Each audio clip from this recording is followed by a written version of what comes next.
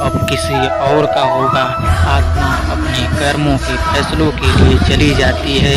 आत्मा के अच्छे बुरे कर्मों का हिसाब होता है। अपने अच्छे कर्मों के लिए आत्मा वक्त के लिए स्वर्ग और बुरे कर्मों के लिए नरक में चली जाती है। नरक में आत्मा को अपने पापों के अनुकूल सजाएं मिलती हैं और सजा पूरा होने के बाद आत्मा को फिर से एक नया जीवन, नया शरीर मिलता है इस परीक्षा में बैठने के लिए। और हर परीक्षा में वही सब फिर दोहराया जाएगा।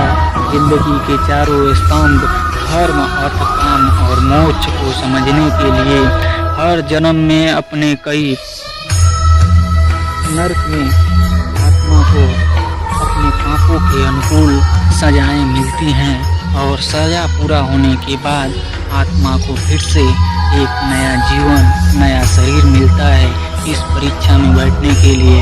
और हर परीक्षा में वही सब फिर दोहराया जाएगा। जिंदगी के चारों स्तंभ धर्म, कर्म, अर्थ, काम और मोक्ष को समझने के लिए हर जन्म में अपने कई जन्मों के कर्मों के हिसाब से हर आत्मा को कभी अच्छे और कभी बुरे हालातों से जाना पड़ता है। लेकिन जब तक आत्मा परमात्मा के साथ योग को नहीं समझ लेती वो मुक्ति नहीं पा सकती। भगवत गीता समझाती है कि मनुष्य अपने शरीर, दिमाग या दिल से भगवान को पा सकता है। शरीर द्वारा किए गए कर्मों के हिसाब से परमात्मा को पाने के लिए कर्म योग करते हैं। ऐसे कर्म जो परमात्मा की इच्छा से और दूसरों के कल्याण के लिए हो। वाल्मीकि ने रामायण लिखकर श्रवण ने अपने माता पिता की सेवा और उन्हें 4 धाम की यात्रा करवा के अपने कर्मों द्वारा परमात्मा को पाया। भगवत गीता समझाती है कि आत्मा दिमाग के साथ भी परमात्मा के साथ योग लगा सकती है। इसे राजयोग कहते हैं। दिमाग या मस्तिष्क सब इंद्रियों का राजा है। एक मनुष्य अपनी आस्था, सांस, प्रणाली, आसन, अभ्यास, साधना और तपस्या से परमात्मा के इस योग को पा सकता है। इस योग को समझने के लिए हमें अपने अंदर की एनर्जी यानी चक्रा और कुंडलिनी को समझना पड़ेगा। आत्मा मस्तिष्क के साथ ध्यान लगा के परमात्मा के साथ योग लगा सकती है। शंकराचार्य स्वामी विवेकानंद और उनके जैसे कई योगी योग के रास्ते परमात्मा के साथ संधि लगा पाए।